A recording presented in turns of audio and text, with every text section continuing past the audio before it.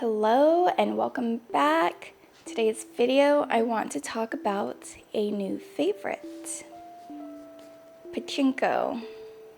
And I must say there has not been another book where I felt so much love, appreciation, and pride in so many of the characters of a book. So Pachinko is a story told across 4 generations of a Korean family, beginning in the year 1910 to 1989.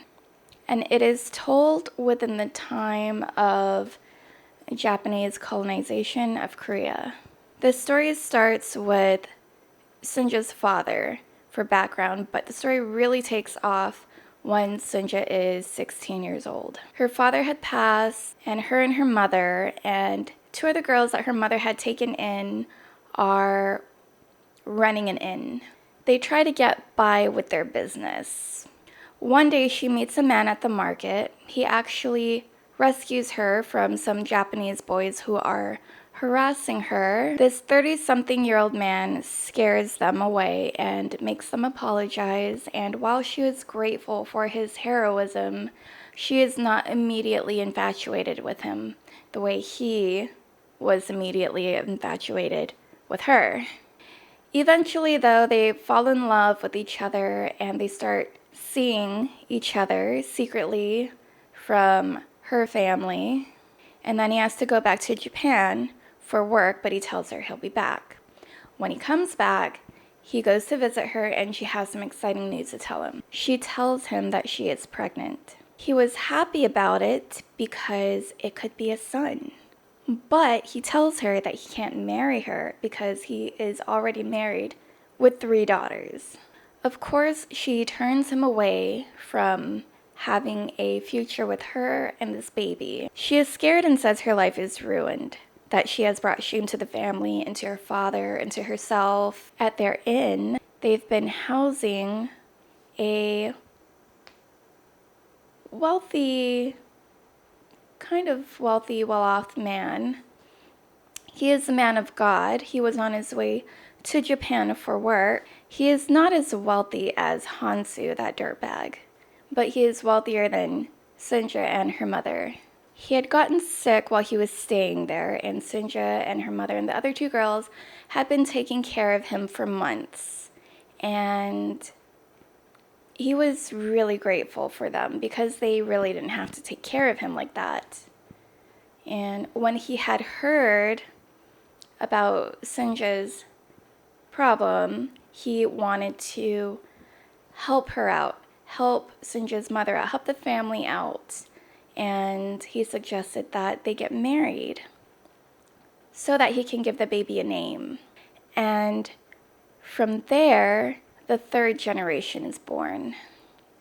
And we watch Sunja's married life, her motherhood, her struggles to support her family, her place in Japan, how her children grow up. Is Hansu still in their lives? How they all grow up in a prejudiced world.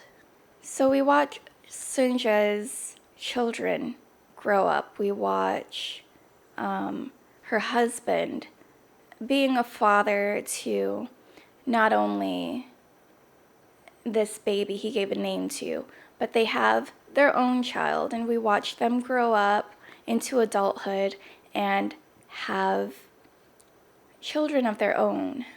It's such a beautiful story. I can't even begin to describe without even getting into the details and spoiling anything.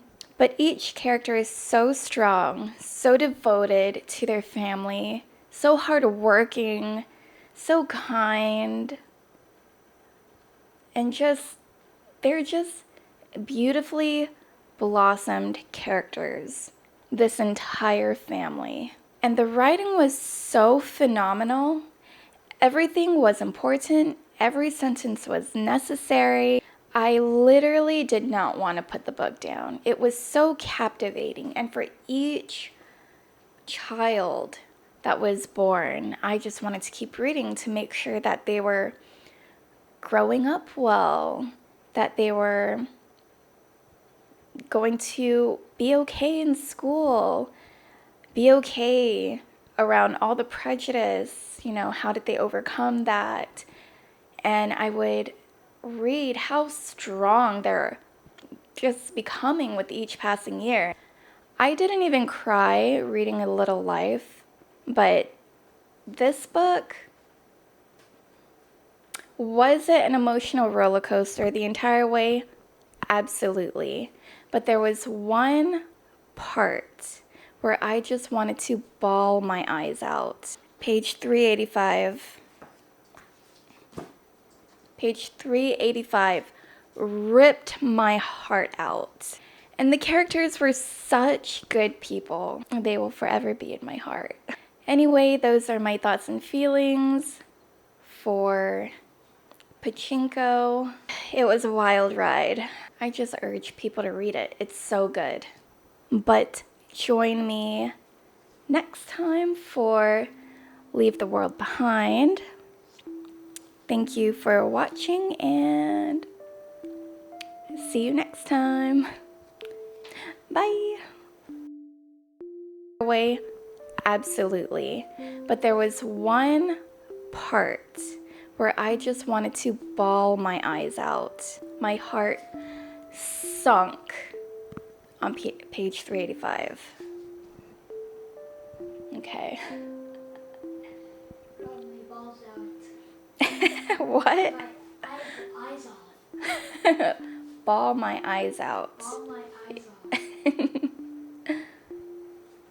Okay.